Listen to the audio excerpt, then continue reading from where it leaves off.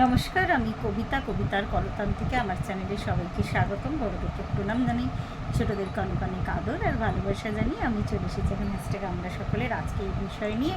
আজকের বিষয় দিয়েছে let's spend some time together. Shari Basu, ওনার নাম। আমি মাসিমণি বলতাম, এখন শাড়ি আন্টি বলি। তো যাই হোক, খুব সুন্দর একটা বিষয়। আর বিষয়টাকে বলে নিই। বিষয়টা দেওয়ার জন্য অন্তর থেকে ধন্যবাদ। বিষয়টা হলো মুগ্ধতা একটা আবেগ, এত সুন্দর একটা বিষয়। বিষয়টা নিয়ে এখন যে বলতে বসেছি 8টা বেজে গেছে। আমার ঘরে 2-3 জন বন্ধু এসেছিলো আর কি, তো তারা ছিল সারাটা দিন। আমরা যারা হ্যাশট্যাগ আমরা সকলেতে যারা যারা আমার সাথে যুক্ত আছো বা আছেন, তারা প্রত্যেকেই রাখিকে চেনো বা চেনেন। তো রাখি এসেছিলো, আরেক বন্ধু এসেছিলো। তো যাই হোক, আজকের বিষয়টা শুরু করি। তো মুগ্ধতা একটা আবেগ, আমার মনে হয় এটা আমার ধারণা, আমি জানি না আমার ধারণাটা সঠিক কিনা। আবেগ না বেশি দিন স্থায়ী হয় না, আমার এটা মনে হয়। আমি কথাটা একদিক থেকে ভীষণ সত্যি কথা। মুগ্ধ আমি অনেক কিছুতে হতে পারি, আর একটা মানুষের মুগ্ধতা, একটা মানুষের প্রতি আমি মুগ্ধতা বলতে মেনলি আর কি মানুষের প্রতি বলছি। যে কোনো বস্তু, যে কোনো জিনিস বা যে কোনো জায়গা, তার উপরেও মুগ্ধ থাকতে পারি। মানে মুগ্ধ থাকা মানে আর কি কী বলবো, মানে জায়গাটা যাই হোক না কেন বা ব্যক্তিটা যাই হোক না কেন, আমার অতি প্রিয় আর কি, মানে মুগ্ধ। সে যাই করুক না কেন, আমি মুগ্ধ তার সব কিছুতে। কিন্তু এর মধ্যে দুটো দিক আছে। মুগ্ধতা যদি আবেগ হয়, তাহলে কিন্তু আমি ব্যক্তি ধরেই বলছি, তাহলে কিন্তু সেই ব্যক্তিটার আমি শুধুই ভালো দিকটা দেখব, মন্দ দিকটা দেখতে পারব না। তো এই আবেগটা কিন্তু খুব বেশি দিন লাস্টিং করে না। যেমন আমরা প্রত্যেকেই সিনেমার হিরোদের ভীষণ পছন্দ করি। আমার মনে একজন আমাদের মধ্যে কেউ নেই, যেহেতু আমি মহিলাদের কথাই বলছি, যারা ছোটো থেকে বড় হয়েছে তাদের কোনো হিরো পছন্দ হয়নি। তো সেটা সত্যি একটা মুগ্ধতা। আর সেই মুগ্ধতাটা যাই করুক না কেন, আমরা তো জানি এখনকার দিনে তো এগুলো কমে গেছে। এত গসিপিং হতো, মানে এত কিছু হতো, তা সত্ত্বেও আমরা আর কি স্ট্রিক আর কি, ভালো মানে আমি ফ্যান, আমি ভালোবাসি, মুগ্ধ। হ্যাঁ, তো এরম একটা যে কোনো লেখক, তো সেই লেখকের যেমন আমি সবসময় বলি, বুদ্ধদেব গুহ আমার ভীষণ পছন্দের একজন লেখক আর কি। তো তার লেখাগুলো পড়ে আমি মুগ্ধ, এমনভাবে ডেসক্রিপশান দিতে মনে হতো যেন সেই জায়গায় আমি পৌঁছে গেছি। তো কিছু কিছু আবেগ থাকে, সেই আবেগটা যখন মানে সেই আবেগের জিনিসটা বা মানুষটা না, যখন আমি তাকে ছুঁতে পারছি না, যখন সে দূরে আছে, মানে ডে বাই ডে, মানে ডে টু ডে লাইফে যার সাথে আমার কোনো কানেকশান নেই, আমি যাকে দূর থেকে ভালোবাসি, যেমন আকাশের চাঁদের ওপর আমি মুগ্ধ আর কি। তো আকাশের চাঁদ কোনোদিনও আমার কাছে খারাপ হবে না, তো চাঁদ যেমনই হোক না কেন।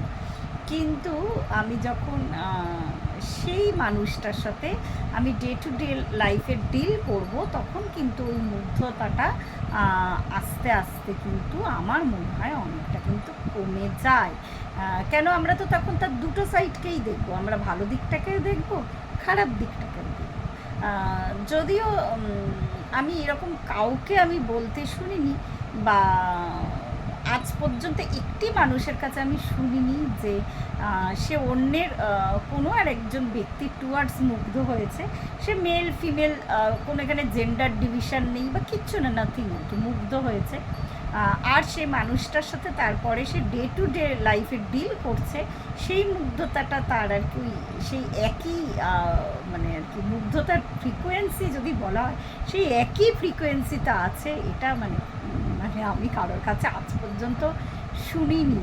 ডে টু ডে লাইফে ডিল করলেই কিন্তু এই মুগ্ধতাটা কমতে থাকে। একটা মানুষকে প্রথম কথা হচ্ছে মানুষের মধ্যে পরিবর্তন, মানুষ পরিবর্তনশীল, পরিবর্তন হয়।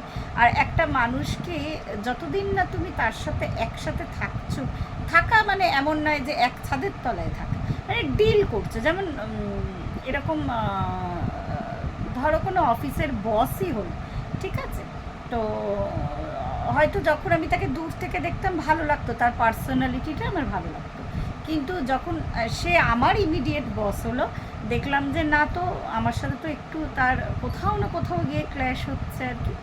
তো আস্তে আস্তে সেই মুগ্ধতাটা কমলো। তো এরকম বহু ক্ষেত্র আছে। ওই জন্যই আমার এই বিষয়টা থেকে এটাই মনে হলো, আমি জানি না শাড়ি আন্টি কী মনে করে আজকের বিষয়টা দিয়েছে আমার কাছে। মুগ্ধ তো আমি অবশ্যই মুগ্ধ, তো ওই দূরবর্তী জিনিস, চাঁদ, প্রকৃতি, পাহাড়, সমুদ্র, তো এগুলোও তো আবেগ, প্রচণ্ডভাবে আবেগ। এই আবেগ কখনোই তাতে ক্ষয় ধরবে না বা চির ধরবে না, সেটা সারা জীবনের আবেগ থাকবে। কিন্তু যখন আমি সমুদ্র ঘুরতে যাব ততক্ষণই আবেগটা থাকবে। যখন আমি সমুদ্রের তীরবর্তী স্থানের পার্মানেন্ট বাসিন্দা হব, আমি জানি না ততটা আবেগ থাকবে কি না। যেমন আমি এখানে জানি না কথাটা বলাটা কতটা যুক্তিযুক্ত হবে। আমার হাজব্যান্ড আন্দামানে প্রায় 1 বছর মতন ও ছিল ট্রান্সফার হয়ে। তো কোভিডের আগে আগে তখন কথা হয়েছিল যে আমরা মানে ফ্যামিলি নিয়ে চলে যাবে কিছুদিন থেকে আর কি। তারপর তো কোভিড এসে গেল। 1 বছর থেকে ছেলে ওখানে ভর্তি হতো, ওখানে পড়তো, ইভেন ওইভাবে আমরা কথাবার্তাও বলে রেখেছি। আমি তো ভীষণ মুগ্ধ ওই জায়গা দেখে। আর আমি একটু একা, শান্ত নিরিবিলি পরিবেশে একটু মনোসংযোগ করে থাকা পছন্দ করি, তো ভীষণ মুগ্ধ ছিলাম আমি ওই পরিবেশে। কিন্তু যাই হোক, ভাগ্য মানে আমি জানি না আমার সৌভাগ্য না কি বলবো আমি জানি না। আমার তো খুবই ইচ্ছা ছিল ওখানটা গিয়ে আমার মানে রেস্ট অফ দ্য লাইফ ওখানে কাটিয়ে দেওয়া। পাহাড়, সমুদ্র, পাহাড় মানে ছোটো ছোটো টিলা আর কি। পোর্ট ব্লেয়ারেই ছিল আমার হাজব্যান্ড। আর ওখানে কি সুন্দর ছোটো ছোটো ছাগলের বাচ্চারা যেত, আমি এসে মানে ওদেরকে তরকারির খোসা খাওয়াতাম। 10 দিন মতন আমি গিয়েছিলাম। তো খুবই মুগ্ধ ছিলাম আমি পরিবেশটা, যদিও কপালে শেষ পর্যন্ত হয়নি ওখানে গিয়ে স্টে করাটা লাইফ লং। কিন্তু এইবার আমাকে অনেকেই বলতো তখন আর কি যে আমি যেরকম গিয়ে পোর্ট ব্লেয়ার দেখেছিলাম, মানে শান্ত নিরিবিলি, মানে আজ থেকে মানে বেশ একটা অন্য রকম আর কি। মানে কেউ কারোর দিকে তাকায়ও না, মানে কোনো জটলা নেই, কিচ্ছু না।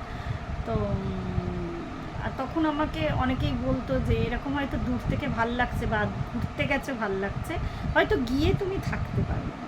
তো হতে পারে, জানি না, আমার হয়তো সেই মুগ্ধতাটা কেটে যেত। তো এই সমুদ্রের পাড়ে বলতে আমার ওই কথাটাই মনে পড়লো।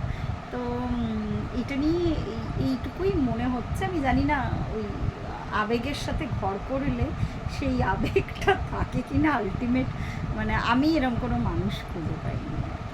তো আজকে এই পর্যন্তই রইল। প্রত্যেকে ভালো থাকবেন, পরিবারের সকলকে ভালো রাখবেন। ধন্যবাদ।